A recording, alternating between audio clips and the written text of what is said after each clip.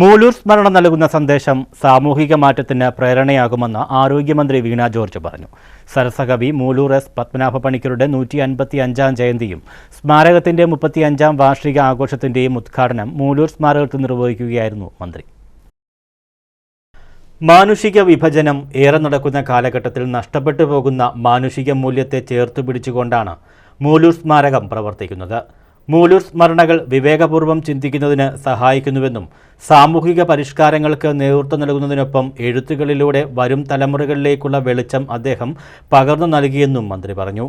മൂലൂർ ജയന്തി ആഘോഷം മൂലൂർ സ്മാരകം ഏറ്റെടുത്ത് നടത്തുമ്പോൾ ഈ കാലഘട്ടത്തിൻ്റെ ഉത്തരവാദിത്തങ്ങളെ ശരിയായ രീതിയിൽ തിരിച്ചറിഞ്ഞുകൊണ്ടാണ് മൂലൂർ സ്മാരകം ഭാരവാഹികൾ ആദരണീയ KCR ഉൾപ്പെടെ ഈ കാലഘട്ടത്തിലെ പ്രവർത്തനങ്ങൾ ആവിഷ്കരിച്ച് മുന്നോട്ട് പോകുന്നു.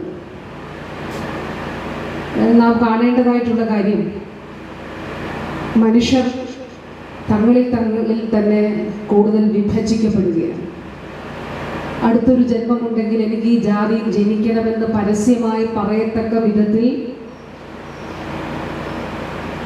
മാനുഷിക മൂല്യങ്ങൾ നഷ്ടമായി പോയ കുറേ മനുഷ്യരുള്ള ഒരു സമൂഹമാണ് ഇന്നത്തേത് എന്നുള്ളത് തീർച്ചയായിട്ടും നാം തിരിച്ചറിഞ്ഞു. ചടങ്ങിൽ മുൻ MLA-യും മൂലൂർ സ്മാരകം പ്രസിഡന്റുമായ KC രാജഗോപാലൻ അധ്യക്ഷത വഹിച്ചു. ജില്ലാ പഞ്ചായത്ത് അംഗം R അജയകുമാർ, മെഴുവേലി ഗ്രാമപഞ്ചായത്ത് പ്രസിഡന്റ് പിങ്കി ശ്രീധർ, ബ്ലോക്ക് പഞ്ചായത്ത് ആരോഗ്യ വിദ്യാഭ്യാസ standing committee chairman BS Aneesh മോൻ, ബ്ലോക്ക് പഞ്ചായത്ത് അംഗം രജിത കുഞ്ഞുമോൻ, ഗ്രാമപഞ്ചായത്ത് വൈസ് പ്രസിഡന്റ് അനില ചെറിയാൻ, സ്മാരകം secretary professor D Prasad, managing committee അംഗം മനോജ് ദാമോദർ തുടങ്ങിയവർ പങ്കെടുത്തു. News bureau, Kozhencherry.